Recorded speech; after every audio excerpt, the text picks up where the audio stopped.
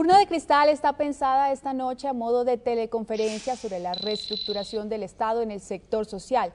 Ustedes pueden hacer sus llamadas a las líneas gratuitas nacionales 018.000 11 19 45, 018.000 11 19 46.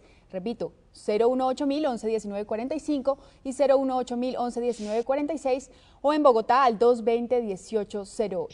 Yo estaré recibiendo sus mensajes también a través de www.urnadecristal.gov.co o a través de nuestra cuenta de Twitter @urnacristalgov, a través de www.urnadecristal.gov.co o a través de nuestra cuenta de Twitter @urnacristalgov.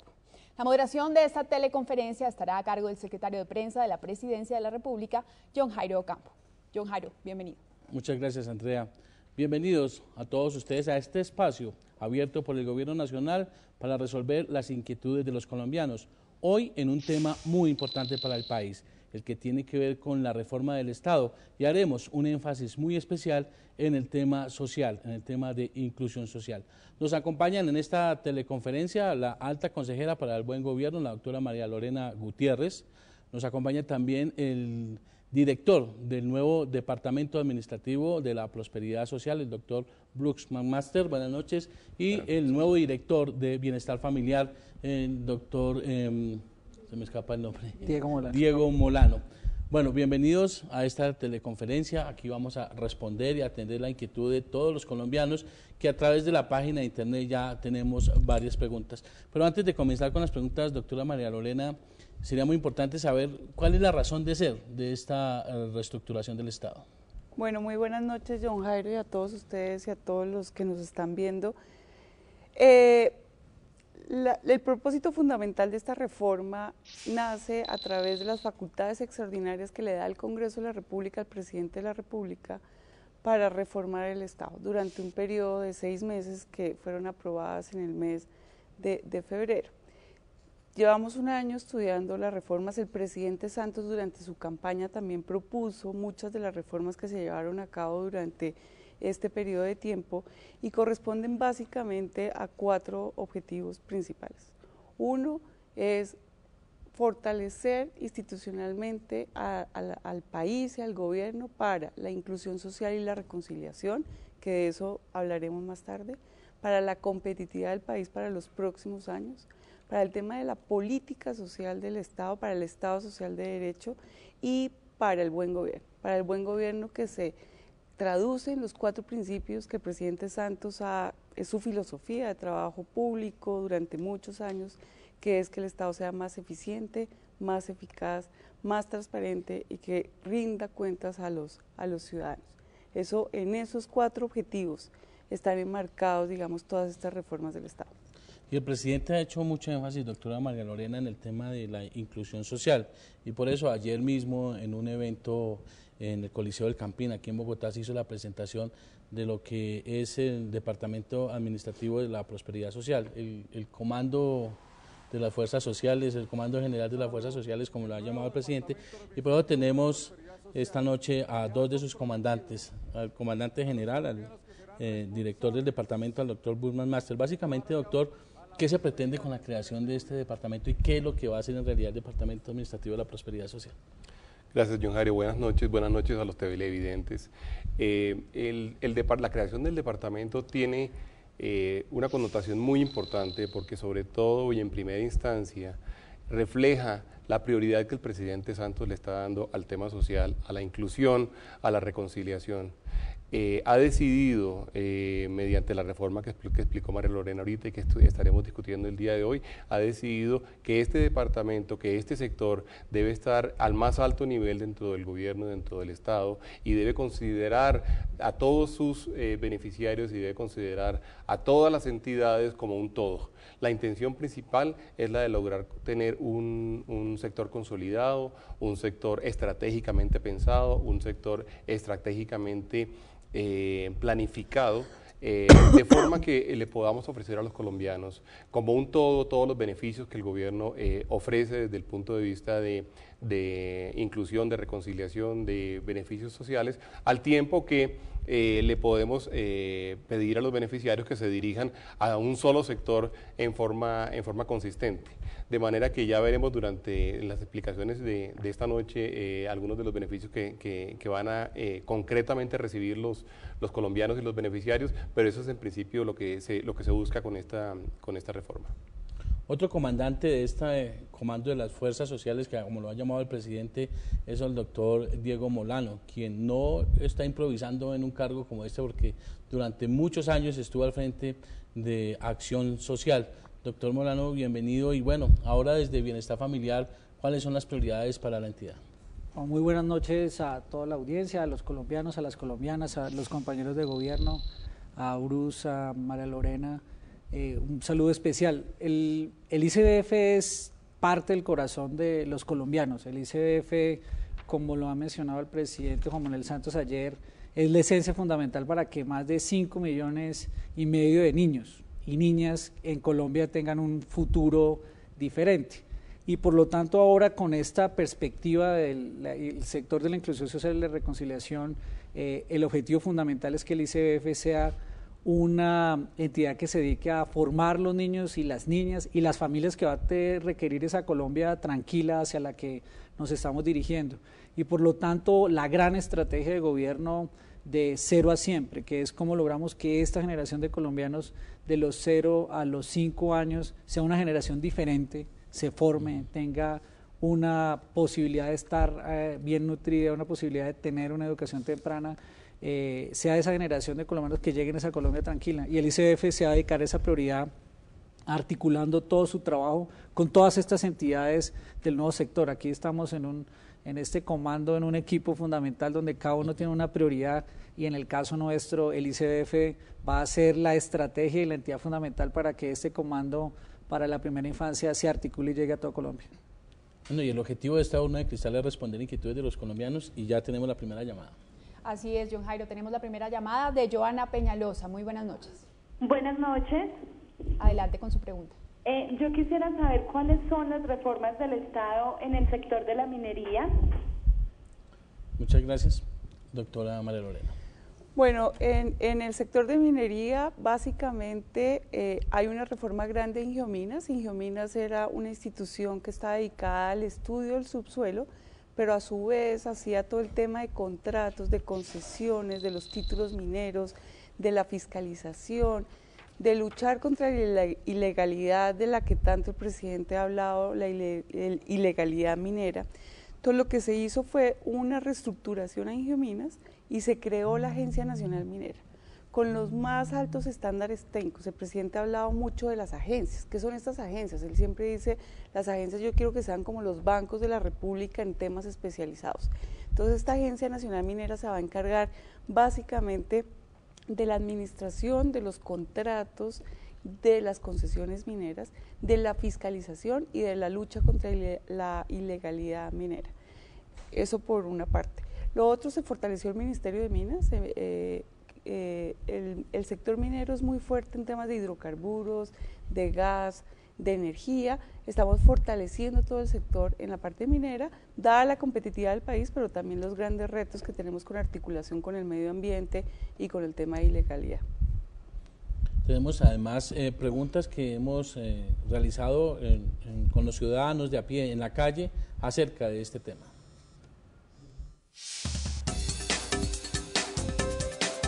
¿Será que con las reformas del Estado se va a ver afectado bienestar familiar? Doctor Molano, ¿cómo queda bienestar familiar con esta reestructuración? Es una reforma, una transformación fundamental. Claro que se ha afectado, pero se ha afectado positivamente, porque el bienestar ahora ser parte de este sector de la inclusión social y la reconciliación le va a permitir avanzar en unas prioridades fundamentales. ¿Cómo logramos integrar de una mejor manera a los niños y las niñas que están en los programas de primera infancia y sobre todo de 0 a siempre con el resto de la oferta del Estado? ¿Cómo logramos una mayor integración entre los programas de bienestar y un programa como Familias en Acción? Y adicionalmente esto va a permitir que también con esta visión de que el sector llegue y sea una sola puerta de entrada donde los ciudadanos pueden llegar a tocar allá en cualquier región, en una vereda, en un corregimiento departamental de Colombia, o en Leticia, o en Amazonas, o allá en la costa atlántica, en Sincelejo, en un corregimiento en Caldas. Lo que vamos a tener es un solo punto de entrada, y el ICBF se va a beneficiar de esa posibilidad de interactuar con los otros programas. Y tal vez la última importancia de esta reforma es que parte fundamental de la estrategia es tener mejor servicio al cliente y un servicio integrado en un solo punto, y ahora el ICBF, con la posibilidad de integrar todos sus 200 centros zonales y sus más de 32 entidades regionales, va a poder articular estos esfuerzos con las otras entidades y los programas que hacen parte de la inclusión social. Hay un tema muy importante, doctor Busman Master, que va a manejar todo el departamento, y ese que tiene que ver lo de la unidad de víctimas. ¿Por qué no precisamos un poco, digamos, eso cómo va a funcionar dentro del departamento administrativo? Sí, la unidad de víctimas en realidad es una respuesta que ha dado el Gobierno Nacional a la ley de víctimas que se aprobó en la legislatura anterior, en donde básicamente Colombia toma la decisión social, la decisión política de reparar a las víctimas del conflicto colombiano. Parte de lo que nos indicó la ley de víctimas propuesto por el Gobierno era que había que dedicar un organismo especialmente a atender a las víctimas, a hacer su reparación, a básicamente lograr darle todos los beneficios que la ley ha definido para ellos. La unidad de víctimas entonces se va a encargar específicamente de estudiar los casos, de registrar a las personas, de atender a las personas, de darle los beneficios que el Estado debe dar en virtud de la ley, de darle los beneficios que el Estado debe dar incluso en virtud de lo que la Corte Constitucional ha dicho. De manera que la unidad de víctimas lo que nos va a hacer es un vehículo expedito, un vehículo muy poderoso, un vehículo con llegada a la gente. Desafortunadamente Colombia tiene un número inmenso de víctimas, pero vamos a tener un vehículo especializado en poder atender a estos colombianos que sufrieron con la violencia. Andrea. John Jairo, ya tenemos una pregunta que nos llegó a www.urnadecristal.gov.co desde Chía, Cundinamarca, y la envía Víctor Hugo Vergara. Por mi experiencia, hemos tenido como 3 reorganizaciones estatales que promueven la modernización del Estado. Esta vez se tiene un buen diagnóstico de las funciones del Estado y su prioridad para atenderla responsable y seriamente. Doctora María Lorena. Yo creo que esta reforma, y así lo han registrado muchos analistas, esta reforma corresponde a un fortalecimiento institucional para los próximos 20, 30 años de este país. Y el presidente lo ha dicho y yo también lo he repetido, esta no es una reforma fiscalista, simplemente de reducir plantas de personal o hacer masacres laborales o de reducir costos por reducir.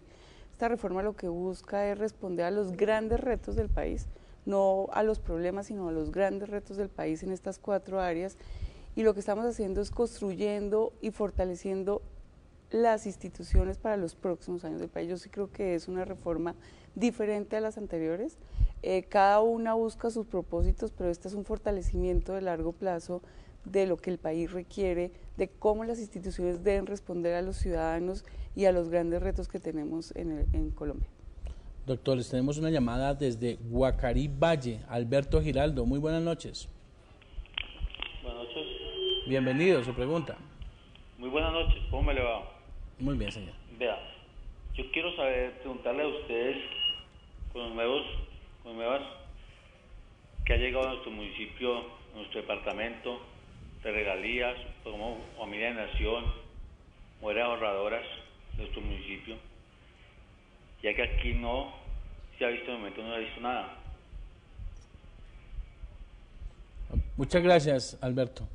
Bueno, doctor Diego, usted que manejó mucho tiempo el tema de acción social, están hablando, lo que dice el señor Giraldo es que no ha llegado, que en Guacarí Valle, ¿y cómo hace para poder tener algunos beneficios? Pero le podemos contrapreguntar a Alberto. ¿Alberto sigue en la línea? No sigue en la línea. Alberto, miramos si vuelve y se comunica. Yo creo que tendremos que revisar, y ya pues vamos a coordinar con el programa, porque el programa de Familias en Acción está en todos los municipios del país. Hay un grupo importante del grupo de Familias en Acción. Tenemos alrededor de 2.500.000 familias en todo el país.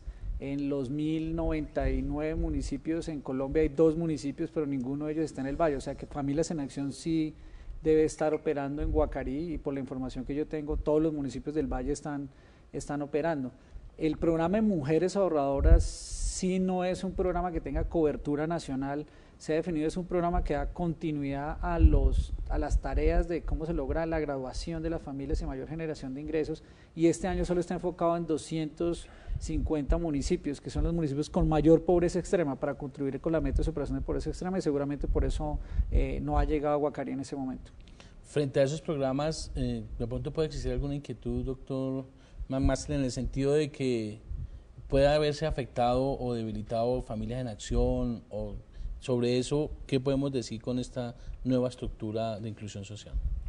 Pues lo cierto es que toda esta estructura ha sido creada más que para debilitar, para fortalecer programas como Familias en Acción. Familias en Acción es uno de los programas líderes del gobierno del presidente Santos. Familias en Acción es realmente uno de los pilares de la política social del gobierno del presidente Santos. De manera que casi que yo pudiera afirmar que la mayoría de las reformas que se han hecho en el sector social están dadas para fortalecer los programas que son pilares para el gobierno hoy en día, y definitivamente Familias en Acción es uno de los programas pilares. De manera que la gente se puede sentir más bien muy optimista respecto de la capacidad que va a poder tener el Estado en este momento para poder atender mucho más robustamente, mucho más presente en todo el territorio nacional programas como Familias en Acción. Muchas gracias, Andrea. Muy bien, les recordamos a todos ustedes que pueden comunicarse con nosotros a través de las líneas gratuitas nacionales 018.000 111945, 018.000 111946. Tenemos otra pregunta que nos llegó a nuestra página web y es la siguiente. La reestructuración del Estado ha creado nuevas entidades.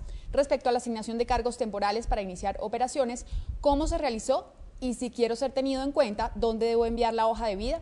Luis Carlos Serrano Borja, desde Bogotá. Doctora María Lorena.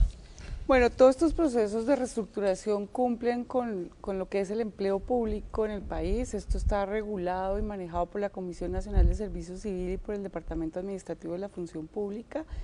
Estos cargos, digamos, simplemente salen convocatorias que están hechas por la Comisión Nacional de Servicio Civil y seguirán sus procesos. Y hasta ahora, digamos, está empezando el proceso de poner en funcionamiento todas estas entidades, entonces siguen un proceso normal de empleo público. Desde Bogotá tenemos llamada de Héctor León. Don Héctor, muy buenas noches, bienvenido. Don Héctor. Don Héctor, buenas noches. Bueno, creo que hemos perdido la comunicación. Sobre el tema precisamente laboral, lo que estaban preguntando en este momento, muchos analistas han temido, muchas personas han temido que aquí pueda haber, primero, una masacre laboral, y segundo, ¿qué va a pasar con esos funcionarios, doctora María Lorena, que están a punto de pensionarse o que tienen alguna discapacidad? ¿Cómo se están protegiendo estas personas? Bueno, desde que se presentó el proyecto de ley para que el Congreso le diera las facultades extraordinarias al presidente para hacer estas reformas, el mismo presidente se comprometió, y está en el proyecto de ley, de que se iban a respetar todos los derechos laborales adquiridos. Ahí incluye las pensiones, incluyen las personas que pues se dicen retén sociales porque son madres cabezas de familia, o con problemas, por ejemplo, de discapacidad. Entonces se respetan todos estos derechos laborales. Pero lo más importante es que estas reformas, a diferencia de otras reformas que buscaban un efecto fiscal que el país necesitaba, no estoy diciendo que las otras reformas hayan sido malas, sino que cada una tiene, digamos, sus propósitos según el momento que vive el país. Esta reforma no buscaba una masacre laboral ni un recorte simplemente en bajar el 20% del personal de las 200 entidades del Estado. Entonces, un proceso muy importante que hicimos fue la supresión del DAS, donde se respetaron todos los derechos de los trabajadores. Bueno, ya hemos restablecido la llamada con Héctor León. Don Héctor, muy buenas noches. Buenas noches. Bienvenido. Gracias.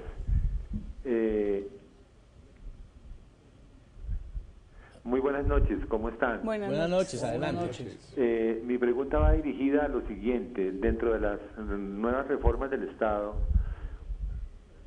¿cuál es, digamos, qué se tiene previsto para mejorar la inclusión de la población en situación de discapacidad?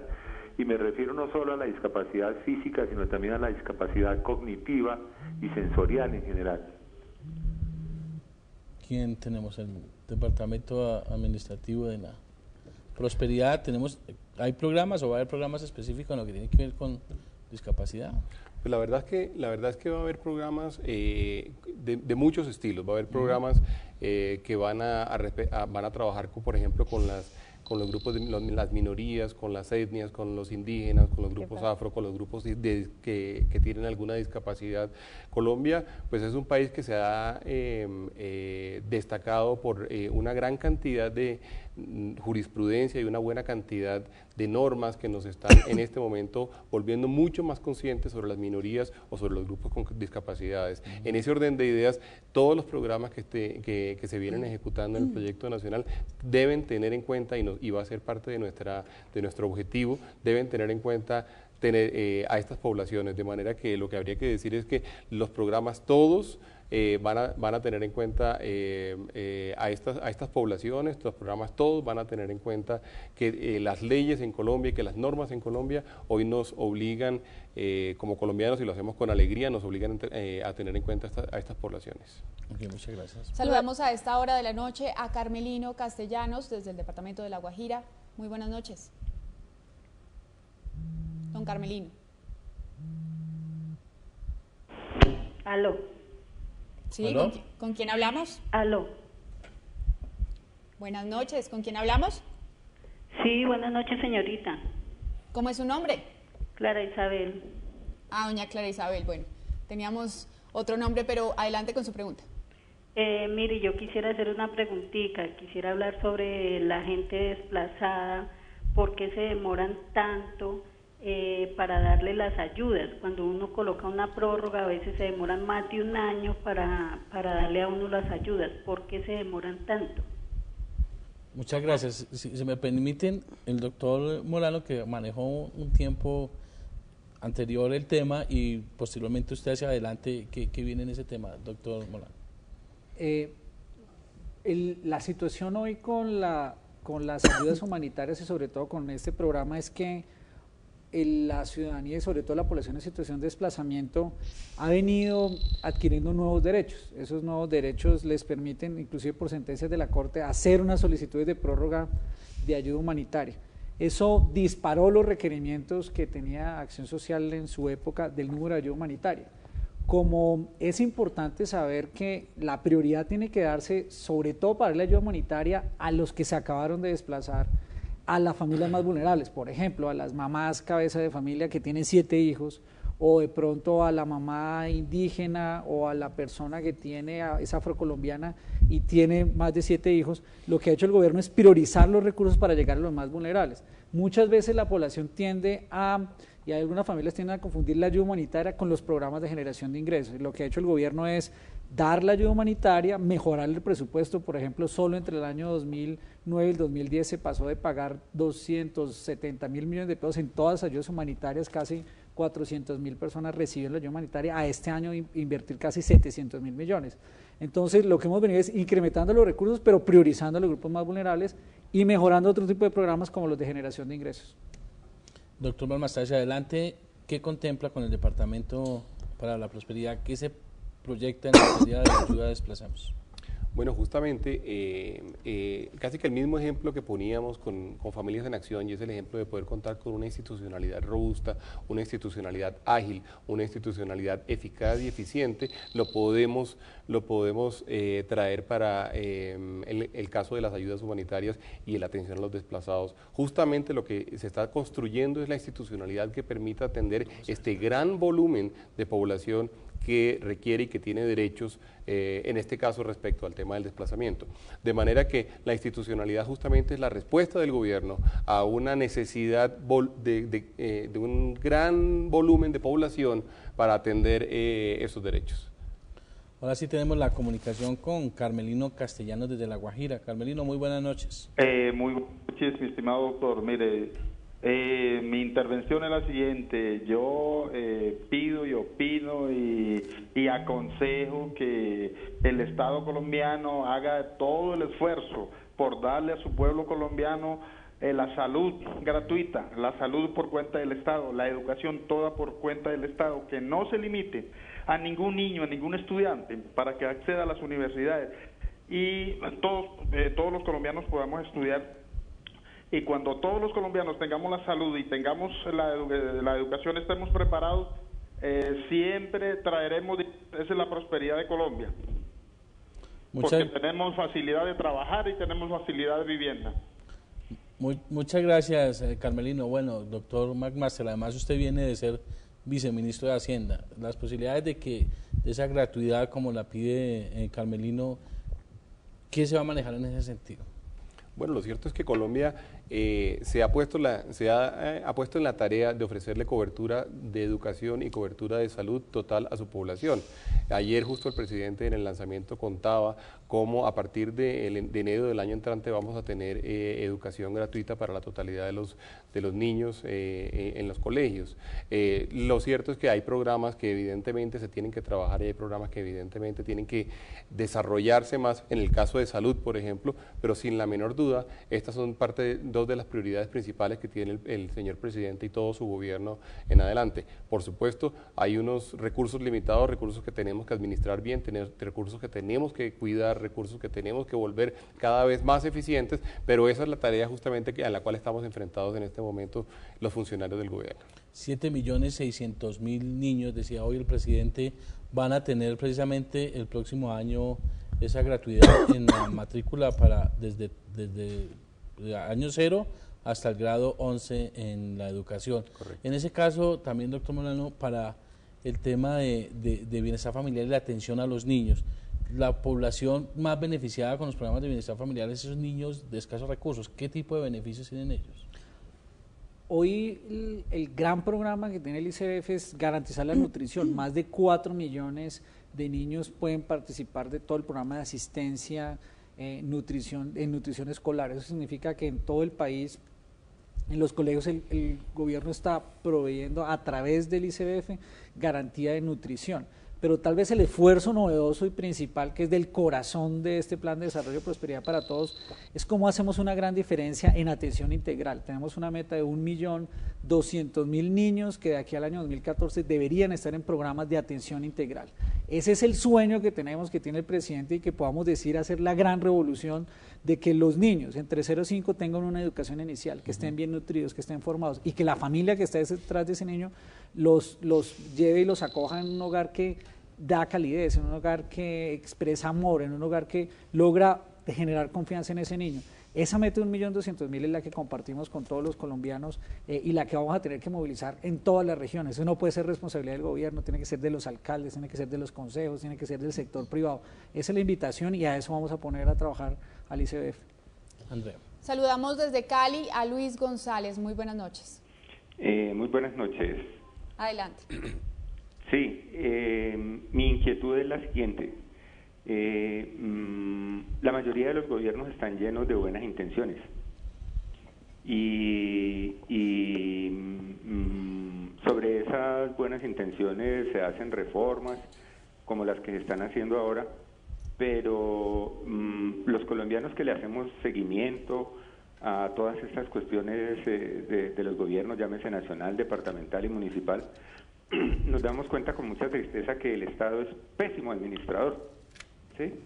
Y tan pésimo administrador es que con frecuencia toda la solución que da el gobierno es liquidar empresas y crear otras. Por ejemplo, como pasó con la Caja Agraria, ¿sí? Como pasó con el Seguro Social. Y uno ve una cantidad de inmuebles del Seguro Social embolatados, perdidos, desocupados, y todo eso es plata de los contribuyentes. Los empresarios, que son los que sostienen en mayor parte a entidades como las cajas de compensación, el SENA, el Seguro Social, han demostrado su capacidad administrativa para sacar adelante entidades como las cajas de compensación familiar, que han sido un gran alivio para el Estado en materia de educación, en materia de mercadeo, en materia de recreación, hasta subsidio familiar lo reciben en dinero. Entonces, ¿por qué no aprovechar esta reforma del Estado para entregarle el Instituto Colombiano de Bienestar Familiar a los empresarios, que son los que lo sostienen? Uno oye con tristeza todos esos desfalcos, peculados de la anterior directora del Instituto Colombiano de Bienestar Familiar, y hasta un día oía yo que hasta se daba el lujo de tener avión privado, todo es que con el cuento de agilizar reuniones, ¿sí? Entonces, yo pienso que esa sería una buena oportunidad histórica para los que sí les duele la plata, que es a los empresarios, entraran a manejar el Instituto Colombiano de Bienestar Familiar con toda la experiencia que ellos tienen. La mayoría de las personas que llegan al Estado a manejar instituciones llegan por recomendaciones políticas, pero no son personas que tengan toda la formación ni académica, ni profesional, ni de experiencia para manejar estas cosas, este tipo de entidades. Yo pongo de ejemplo las cajas de compensación a nivel nacional. Don Luis, muchas gracias por básicamente esa opinión que tiene varios temas ahí, y vamos a tratar de hacer varias preguntas sobre lo que ha planteado don Luis. Lo primero, doctora María Lorena, aquí no se trata de hacer una reforma por hacer en el sentido de quitar o poner entidades, es el sentido de hacer más eficiente quizás el Estado. Como lo he dicho, yo creo que el propósito, don Luis, es que el Estado sea mucho más eficiente. Y lo que buscamos fue no solamente crear y suprimir entidades, salieron más de 90 decretos, donde muchos de estos decretos se veían o estaban relacionados con reasignación de funciones entre entidades y otras entidades. La palabra clave podría decir yo que detrás de todas estas reformas estuvo focalización, que las entidades se focalicen en lo que tienen que hacer, y hay muchos ejemplos dentro de todas estas reformas de que realmente logren cumplir su propósito misional y hacer para lo que están las instituciones.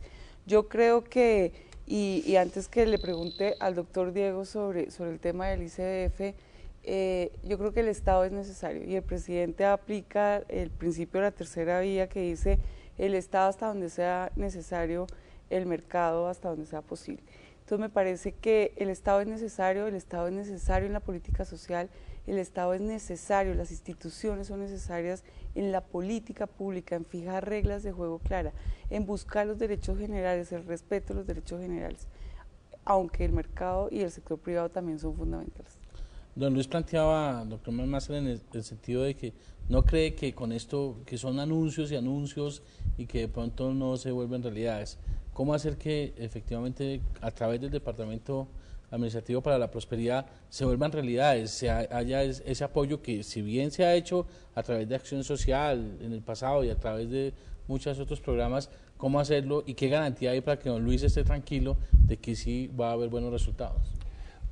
Yo creo que la pregunta de don Luis es una pregunta legítima, y es una pregunta legítima de los colombianos, y probablemente la hemos hecho por muchísimos años, de manera que está en nuestras espaldas y está a nuestro cargo demostrarle a los colombianos que efectivamente estas reformas no son reformas exclusivamente de normas, no son reformas exclusivamente de decretos, sino que van a reflejarse en el cubrimiento a la población, en los beneficios a la población, en los derechos cumplidos y otorgados a la población. Efectivamente, nosotros inclusive con la Consejería de Buen Gobierno hemos venido trabajando durante el último año, no solamente en el sector en que estoy hoy en día, sino en todos los sectores, en la construcción de indicadores reales. Por ejemplo, cuántas personas reciben un subsidio, cuántas personas reciben un cubrimiento de un derecho en particular. El presidente y la Consejería han sido particularmente exigentes con los funcionarios en términos de decir, usted a qué se compromete el primer año, a qué se compromete el segundo, el tercero y el cuarto, y además nos están haciendo seguimiento y nos están haciendo seguimiento permanente, no solamente en indicadores de ese estilo, sino por ejemplo en ejecución presupuestal. Nos están pidiendo, señor, usted dijo que iba a hacer unas inversiones, usted dijo que iba a hacer unas carreteras, usted dijo que iba a hacer unos acueductos. ¿Dónde están los acueductos y las carreteras? Se trata de administrar. La administración pública no es igual a la administración privada. Yo he trabajado en la administración privada también. En este caso, la administración pública está siendo dirigida con los más altos estándares que uno se pudiera imaginar, no solamente a nivel colombiano, sino a nivel internacional, en términos de las mejores técnicas y las más modernas técnicas de administración pública y privada. De manera que tiene razón, don Luis, nosotros en realidad tenemos que demostrarle a los colombianos esto, y es la tarea en la cual estamos en este momento embarcados.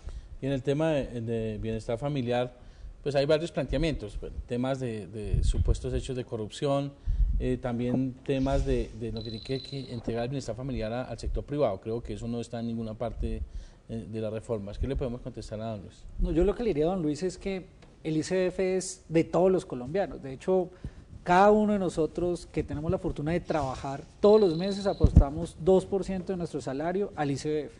Por eso la responsabilidad que tenemos como colombianos y como funcionarios públicos es que este mecanismo de solidaridad y de equidad, que creo que es el más importante, en donde todos los que tenemos la posibilidad de trabajar le damos a una entidad como el ICBF, para que el ICBF tenga un presupuesto y pueda llevar y desarrollar programas a los niños en el último rincón de Colombia, es la responsabilidad más grande que podemos tener. Por lo tanto, lo que hace esta transformación del ICBF, de hacer parte de esta tarea, es que esos recursos que son sagrados, que se colocan en el ICBF, aseguren que se tenga la máxima eficiencia para que lleguen a esos niños y esas niñas. Parte de la transformación también implica los principios de buen gobierno. Nosotros necesitamos entidades públicas de las cuales los colombianos se sientan orgullosos. De hecho, el ICBF es una gran entidad de trayectoria en Colombia, muy reconocida, es una de las 4 entidades más reconocidas, en donde siempre hay problemas, pero lo importante es que esos problemas se puedan superar, que se suban los estándares, que tengamos un ICBF del cual todos los colombianos se puedan sentir orgullosos, pero sobre todo un ICBF que cumpla su propósito, que esos niños que están en diferentes programas, más de 10 millones de niños hoy reciben tangiblemente, todos los días, una cajita de leche que tiene el logo del ICBF, que significa un aporte solidario de los colombianos. Ahora lo que tenemos que hacer es aprovechar esa posibilidad de hacerlo mejor, de hacerlo más integrado, que tenga mayor calidad, y eso es en lo que vamos a trabajar y para lo que nos ha puesto aquí el presidente Juan Manuel Santos. Muchas gracias, Andrea. Tenemos otra llamada desde Bello, en Antioquia. María Cristina, buenas noches. Sí, buenas noches. Buenas noches. Mi pregunta es que mi esposo fue muerto por la guerrilla. Resulta que a mí me han estado pidiendo papeles. El último papel que me pidieron fue que un extrajuicio por la notaría. ¿Aló? Sí, adelante. Por la notaría, y resulta pues que hasta aquí pues no me han dicho nada, no han tenido respuesta absolutamente de nada. Entonces necesitaba como dónde me puedo comunicar o no sé. Pues esa es mi pregunta que necesito saber. Doctor Molano, a usted es una pregunta también muy concreta, pero más adelante nos da para otro programa que vamos a hacer, que es la expedición de los decretos antitrámites. Adelante, doctor Molano. El programa de reparación a víctimas, y me imagino que es al que usted se refiere, que es el decreto 1290 de reparación a víctimas de la violencia, lo que viene haciendo es una valoración de cada una de las situaciones que se presentaron por parte de las familias víctimas, de los parientes en los últimos años. Yo me imagino que su caso en particular debe estar siendo valorado. En Antioquia es uno de los departamentos más afectados y que tiene mayor presentación de requerimientos. En dado caso, usted ahí en su formulario debe tener un número de radicado, que es el número que identifica cuándo se presentó y qué fecha debe tener de valoración. Este es un proceso que se va a hacer a 10 años, entonces seguramente habría que mirar el número de radicado para ver su número de en qué parte del proceso va. Yo le recomendaría que llame a la línea 018-000-95-1100, en donde allí específicamente usted presenta su caso de requerimiento de reparación a víctimas y le podemos dar más orientación. ¿Le podemos repetir el número de la línea? 018-000-95-1100. Muchas gracias, doctor Molano. Y tenemos comunicación con Wilson Jara desde Granada Meta. Wilson, muy buenas noches. Muy buenas noches a todo el panel de representantes de nuestro gobierno, y la pregunta es muy concreta de acuerdo a lo que uno evidencia como líder de la comunidad desplazada. ¿Cómo para depurar la base de datos? Porque ya hoy por hoy se volvió que ser desplazado es un negocio, cualquiera va, rinde su declaración y ya es un desplazado porque se la sabe cómo es la cuestión. Entonces, de eso estamos ya contagiados de hace mucho rato, de que cuando una persona tiene pérdida de familiares, de bienes, es duro que otro esté con un pestañazo, da su declaración y ya es un desplazado más, y le llegan más rápido las ayudas que a las personas que verdaderamente nos ha tocado perder familia, y no uno ni dos, sino muchas veces desaparecido de eso. ¿Qué piensa hacer el gobierno para esa depuración, para que identifique verdaderamente cuál es el verdadero desplazado? Muchas gracias, muy buenas noches. Doctor Luis Más. Sí, en realidad la pregunta es buena porque los colombianos tenemos que ser solidarios con los colombianos que han sido víctimas, y en realidad ese es un comportamiento que nosotros estamos buscando prevenir, es un comportamiento que nosotros estamos buscando evitar. Y hay en realidad que recordar que esta es una decisión que los colombianos tomaron como un todo. Los colombianos decidimos que íbamos a reparar a las víctimas, y esto se hizo mediante leyes que sacó nuestro Congreso y que políticamente significan una decisión social de ser solidarios con unas personas que han sufrido unos delitos específicos relacionados con la violencia. De manera que hay un llamado importante que hay que hacerle a los colombianos, y es entender que los beneficiarios de estos derechos, las personas que tienen derecho a estos derechos, son las personas que son víctimas de la violencia. De manera que aplicar a este tipo de derechos cuando uno no lo tiene, pues lo que termina haciendo obviamente es afectando a personas que sí han sido víctimas de la violencia. En todo caso, pues por supuesto el Estado tiene su tarea que realizar, es la tarea de valoración que mencionaba Diego Molano ahorita, y esa tarea de valoración es una tarea de valoración masiva, voluminosa, que básicamente lo que trata de identificar es justamente quiénes sí han sido víctimas de la violencia, pero requerimos definitivamente la participación muy solidaria de los ciudadanos para evitar que justamente por uno reclamar algo a lo cual no tiene derecho, no cumplamos con la decisión que tomamos los colombianos de reparar a las víctimas. Doctora María Lorena, ¿va a complementar? No, simplemente adicionar, porque creo que cuando concebimos este sector en tantas reuniones y discusiones al interior del gobierno, el sector de inclusión social y reconciliación en la cabeza del Departamento Administrativo para la Prosperidad Social con todas sus entidades, es lograr que podamos construir un sistema de información con todas estas poblaciones que están beneficiadas o por pobreza extrema o por pobreza en general, o víctimas o desplazados, o los programas de primera infancia. Y yo creo que el reto de este sector y del Departamento Administrativo es construir este sistema, darle mejor servicio al ciudadano, cómo llegamos al territorio, cómo todos estos programas que están focalizados en unas poblaciones específicas realmente llegan de una manera eficiente y eficaz. Entonces yo creo que detrás de toda esta reforma administrativa del sector de inclusión social, más allá de la importancia que se le da a los temas sociales propuestos por el presidente Santos, está el tema de ser mucho más eficientes y efectivos en responderle al ciudadano y a estas poblaciones particulares. Andrea. Saludamos a Efrén Camacho desde Soledad Atlántico. Buenas noches.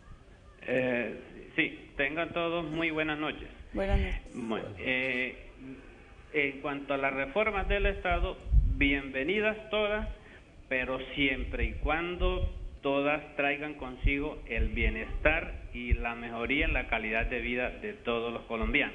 Mire, mi pregunta es concreta. Nosotros tenemos aquí un grave inconveniente con las empresas de servicios públicos, llámese Electricaribe, AAA, Gases del Caribe, todas, donde las tarifas están demasiado elevadas, donde no vemos que existe un control por parte del Estado para estas entidades, y que por el contrario vemos que el gobierno les ha dado como muchos dientes para que acaben con el pobre usuario.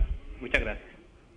Muchas gracias por su pregunta, doctora María Lorena. ¿Se establece algo en la reforma precisamente para fortalecer este tema de control, de vigilancia? Yo creo que no en particular en estas reformas, pero sí es un propósito del Estado. Esto también depende de las entidades territoriales, de las alcaldías, de las gobernaciones, de estas empresas, pero esto está también unido a otro proyecto grande del presidente, que es la cruzada antitrámites, y cómo logramos que todas estas empresas de servicio público le den un mejor servicio al ciudadano y una mayor transparencia con los principios de buen gobierno. No contemplamos nada en las reformas, en particular en estos procesos de reforma con las facultades extraordinarias, pero sí hay un gran compromiso de trabajar con los alcaldes y gobernadores y estas empresas en que le podamos dar un mejor servicio al ciudadano, y sobre todo en las empresas de servicios públicos. Muchas gracias, Andrea. Doctora María Lorena, una pregunta muy interesante que llega desde Bogotá, la envía María del Carmen García. ¿Cómo se van a repartir las funciones de una entidad tan importante de seguridad como es el DAS o como era el DAS? Bueno, muy buena pregunta, Andrea, y yo creo que el DAS es un buen ejemplo de lo que significa una entidad o una institución que entra a una crisis estructural. Tenía más de 6 funciones muy importantes en una sola entidad, tenía los temas de migración y extranjería. Estas funciones pasan a una entidad adscrita que se llama Colombia Migración, adscrita o pertenece al sector de la Cancillería. ¿Por qué en la Cancillería? ¿Por qué en ese ministerio? Porque muchos de los temas de migración están relacionados con los temas de extranjería, para ser mucho más eficientes. Entonces, toda esta parte de migración pasa al sector de relaciones exteriores. Otras funciones de las que tenía el DAS es protección, son las escoltas a poblaciones vulnerables, a sindicalistas. Esta función la va a asumir o la está asumiendo desde el viernes pasado el Ministerio del Interior. Hay una nueva unidad que es la unidad de protección que está muy coordinada con la Policía Nacional, y además creamos todo un sistema de protección de poner reglas de juego claras. No solamente fue crear la institución, sino unas reglas de juego claras alrededor de los escoltas, de quién se protege, cómo se protege. La otra función que es muy importante, y el DAS ha pasado por muchos estudios, desde la Constitución del 91 se está hablando de la necesidad de suprimir el DAS, es el DAS hacía las funciones de policía judicial o el CTI. Estas funciones, que también son propias de la Fiscalía General de la Nación, pues pasaron a la Fiscalía para que haya una sola entidad en el Estado encargada de la Policía Judicial, de las investigaciones. Yo creo que este fortalecimiento a la Fiscalía es muy importante para tener una administración de la justicia más eficiente. Estamos fortaleciendo todo lo que son las investigaciones y a nivel de policía judicial. Otra de las funciones que tenía el DAS era los antecedentes judiciales, que es el famoso pasado judicial que todos los colombianos tenemos que sacar, que ya el presidente Santos anunció la buena noticia de que les va a dar este regalo a los colombianos de que no tengamos que sacar el pasado judicial a partir de diciembre. Partiendo de lo que el presidente ha dicho, tenemos que confiar en los colombianos, tenemos que confiar en que la base de datos no es de todos los 42 millones de colombianos, sino que la base de datos son de las personas que tengan antecedentes nomás. Entonces el pasado judicial como producto, como papel, ya no va a existir a partir de diciembre, estamos tratando de implementar. Sin embargo, la base de datos de los antecedentes judiciales van a quedar o están en manos ahora de la Policía Nacional. Otras funciones que son más de inteligencia e inteligencia táctica pasan a las fuerzas militares y se creó una nueva agencia que es la Dirección Nacional de Inteligencia. Así se repartieron las funciones del DAS.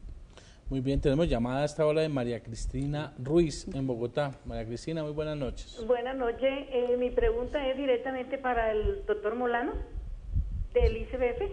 Sí, señora.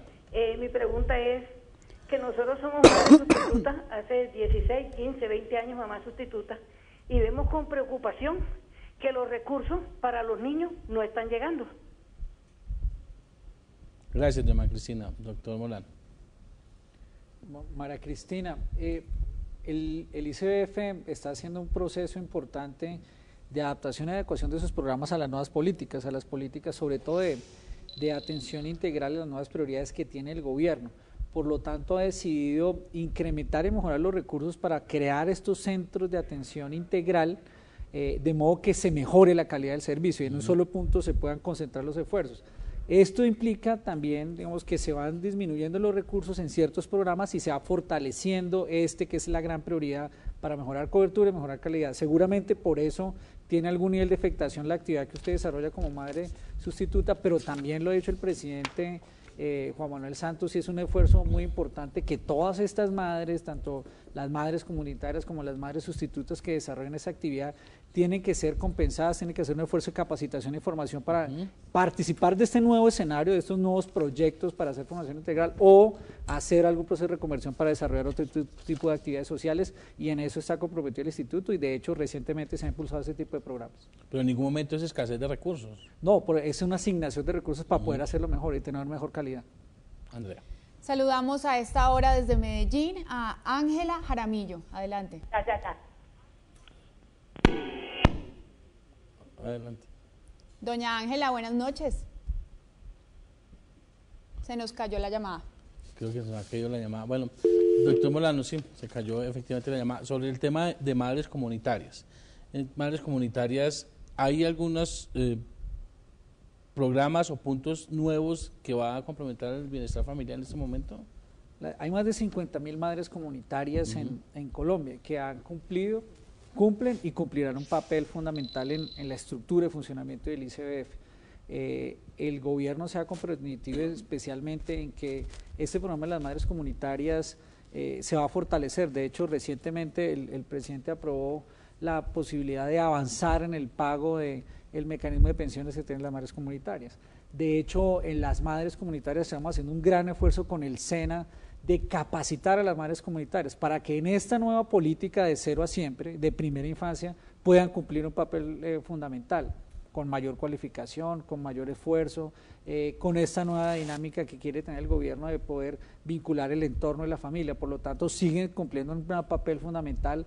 Ayer había un número importantísimo de madres comunitarias en el evento con el presidente, cuando el presidente dijo que éramos el comando general de las fuerzas sociales, pues realmente ahí estaban los pelotones de las madres comunitarias muy activas, muy trabajadoras, que tienen una gran capacidad de dinámica y que vinculan a la comunidad con este esfuerzo que quiere hacer el gobierno de proteger a los niños y de habilitar a los niños en una mejor educación y mejor nutrición.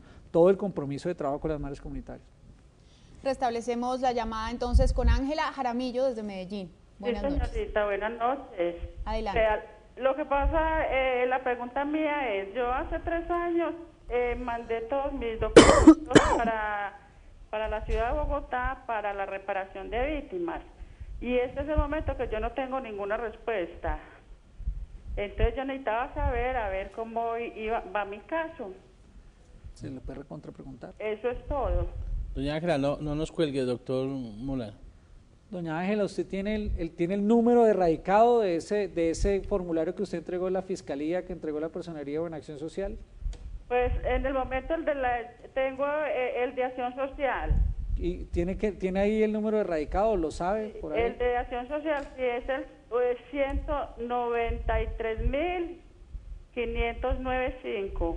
Bueno, doña Ángela, lo que está sucediendo en ese momento es que precisamente ahora el Departamento Administrativo de la Unidad está haciendo una valoración de todos los requerimientos.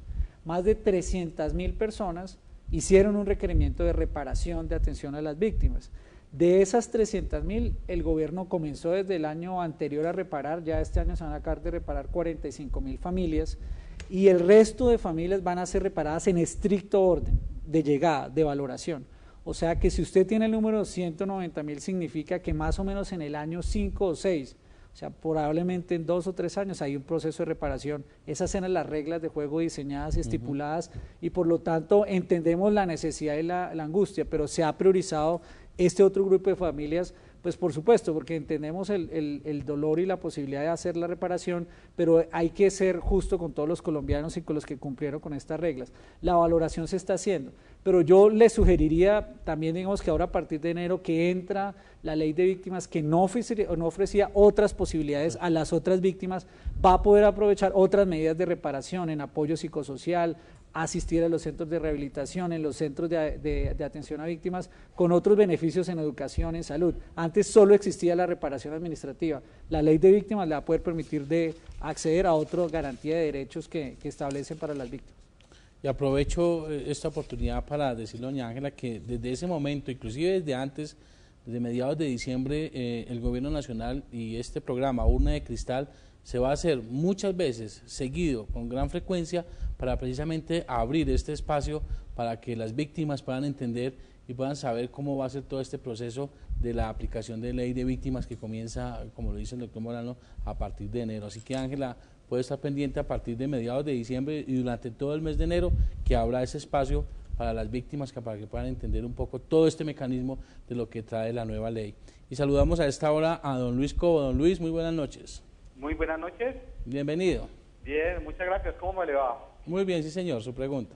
Mi pregunta es para el nuevo director del Instituto Colombiano de Bienestar Familiar. ¿Qué va a pasar con el personal que maneja las defensorías de familia, que compone defensores, grupos interdisciplinarios o disciplinarios que hay allí? Si la nueva estructuración habla solamente de la primera infancia. Doctor Molano. El ICBF tiene un grupo muy importante de colombianos vinculados en diferentes programas, los programas de protección, los programas de prevención, tiene todas sus sedes regionales, el equipo total seguirá igual. Vamos a seguir trabajando con todos los colaboradores del ICF a nivel nacional en todas sus sedes regionales, en sus 200 centros zonales. Como lo mencionó la consejera María Lorena, esta adscripción al nuevo sector es un esfuerzo más para consolidar equipos, para asegurar trabajar en equipo, de hecho con otras entidades. Entonces todos están asignados para el desarrollo de su labor y sus funciones con unas nuevas prioridades, como por ejemplo ahora la creación de una dirección especial de primera infancia, y eso se hará al interior del ICBF, y con esos nuevos esfuerzos de articulación con los otros sectores del Departamento de la Prosperidad Social, con la unidad de víctimas, con los programas de superación de la pobreza extrema de la Red Unidos. Pero el equipo básico fundamental está asignado con ya unas tareas priorizadas en el plan de desarrollo, y ahora que se mejoran o se buscan articular de una manera mucho más eficiente con la adscripción a este sector de la inclusión social y la reconciliación. Andrea. A nuestra página web nos escribió a www.urnadecristal.gov.co Hernando Pedraza desde Bogotá y nos pregunta, en tema de presupuestos, ¿qué economía va a representar la reestructuración de algunas entidades? Doctora María Lorena. Pues como lo hemos dicho, esta reforma no tiene un criterio solamente fiscal. Estamos buscando eficiencias. No hay una reducción per se en todas las reformas, pero tampoco hay un crecimiento de los gastos de funcionamiento exagerado del Estado. Sí se crearon nuevas entidades, otras se reorganizan. Muchas de estas entidades, por ejemplo, ahora que está hablando del DAS de que se reorganizan, pues es el mismo presupuesto, sino que lo estamos dividiendo, digamos, en diferentes entidades que se van a focalizar. Hay dos entidades que van a generar, muchas van a generar más beneficios que costos. Las agencias en general van a generar mayores ingresos, mayor inversión para el país, pero hay dos fundamentales que buscan la eficacia y la eficiencia. Una es un ente rector de contratación que se llama Colombia Compra Eficiente, que lo que pretendemos es centralizar las compras, generar políticas para el tema de contratación pública, que tantos, digamos, problemas de transparencia y de eficiencia han tenido este ente, y por experiencias internacionales en países como Chile han logrado ahorrar hasta el 20% de todas las compras del Estado, que esos ahorros, digamos, son muchísimo, digamos. Creo que las compras, Bruce, si usted se acuerda, como viceministro, alcanzan como 41 billones de pesos al año, entonces ahorrar el 5, el 10% en los próximos años en compras. La otra es la Agencia de Defensa Jurídica del Estado. El Estado pierde muchos recursos, tiene una cantidad de demandas por no defenderse bien. El presidente, cuando lanzó la agencia o cuando presentó esta agencia de defensa, contaba que pues las demandas alcanzan los 1.000 billones, los 1.000 billones de pesos, que realmente es una cifra que a ninguno de nosotros nos cabe en la cabeza, y yo creo que a muchos colombianos. Entonces lo que nos ahorremos en la defensa jurídica del Estado, yo creo que va a ser mejor que muchos ahorros en temas de plantas de personal. Doctor Bruce, ¿va a adicionar? Sí, quisiera adicionar un par de ideas. Básicamente lo que estamos buscando es poder hacer mucho más con el mismo presupuesto. No, el sentido de la reforma no es ahorrar, no es disminuir el Estado, no es disminuir empleos, no es disminuir cargos dentro de los servidores públicos. El sentido es poder hacer muchísimo más con los recursos que tiene el Estado. De hecho, el presupuesto nacional, como ustedes recordarán, fue hoy en día el presupuesto aprobado por el Congreso para el año 2012 es de 165 billones de pesos, el presupuesto del año pasado era de 151 billones de pesos, es decir, estamos invirtiendo más en poder proveer los servicios que provee el Estado, en poder proveer los derechos que garantiza el Estado, de manera que el sentido es poder dar muchísimos mayores cubrimientos en varias áreas, en varios sectores, con los recursos que teníamos dispuestos para el año 2012 y de aquí en adelante. Bueno, se ha acabado el tiempo, eso ya pasó una hora, desafortunadamente dejamos unas llamadas pendientes, muchas preguntas por la página web, por las redes sociales, pero pues asumimos el compromiso de volver en algún momento, doctora María Lorena. Muchísimas gracias. Claro que sí. De verdad, muchas gracias por participar, por estar con nosotros, por abrir este espacio para responder las inquietudes de los colombianos, porque aquí en realidad hubo preguntas muy interesantes y respuestas que aclaran mucho el panorama sobre esta reestructuración del Estado. Andrea. Así es, muchas gracias a ustedes por acompañarnos. Esto es Urna de Cristal TV, porque llegó la hora de la participación ciudadana. Feliz noche para todos.